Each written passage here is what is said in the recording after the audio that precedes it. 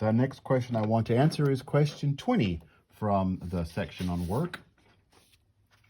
A 5-meter tall cylindrical tank with radius 2 meters is filled with 3 meters of gasoline with a mass density of 737.22 kilograms per cubic meter.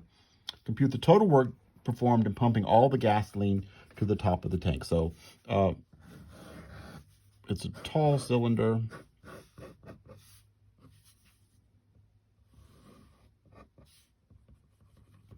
And the radius is 2 meters. I'll put it up here.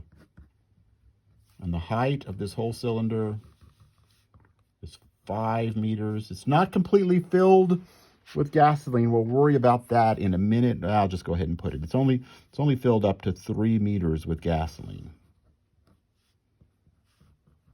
So there's gasoline up to there. This is all gasoline down here. And I want to move that liquid, that gasoline, to the top of the tank. And the point is, as with the rope problem I just worked, number 5, which you may not have watched, but the gasoline down here has to go further than the gasoline up here. The distance it moves changes. So what we do is we look at a small, I know this is a very strange thing to talk about, but I'm going to look at a small slice of gasoline here. With this little slice right in here, a little bit of gasoline. It makes a real tiny cylinder.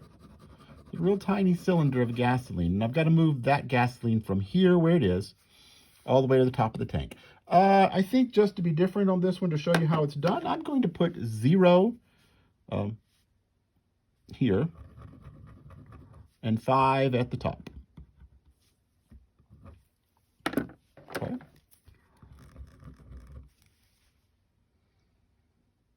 So let's think. That slice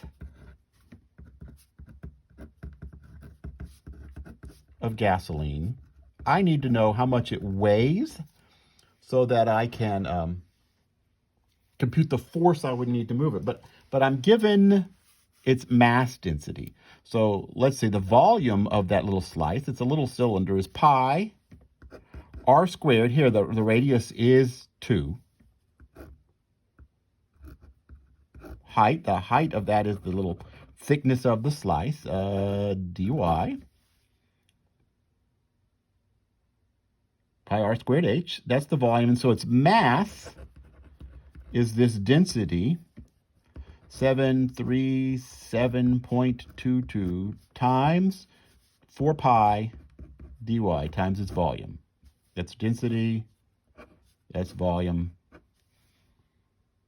Multiply that. That's the mass. It's not the weight. So the force is going to be, and I think we did an example like this last week.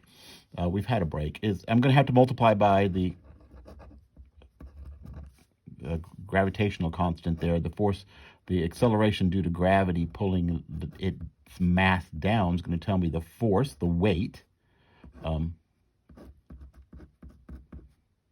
Right, so just take that mass times 9.8 and it will give me the force.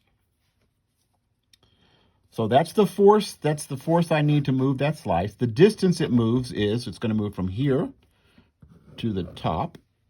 Well, from 0 to the slice is what we're going to call y. The y is the distance from the origin, from 0 up to where the slice is taken. That's y. So the distance it moves is 5 minus y. Now, if you put 0 at the top and 5 at the bottom, then you would have had the distance it moves as y. That would have changed. Okay, so I've got a force and a distance for one slice. Let's see, that's horrible.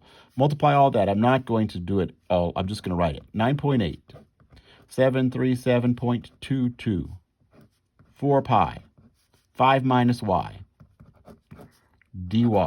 That is force times distance. That's the work to move a slice. And now I'm going to integrate that because I'm going to move a whole bunch of slices, add them up, and take a limit. Where is the gasoline? The gasoline starts at 0 and goes all the way up to 3. So that's the work done. Now, if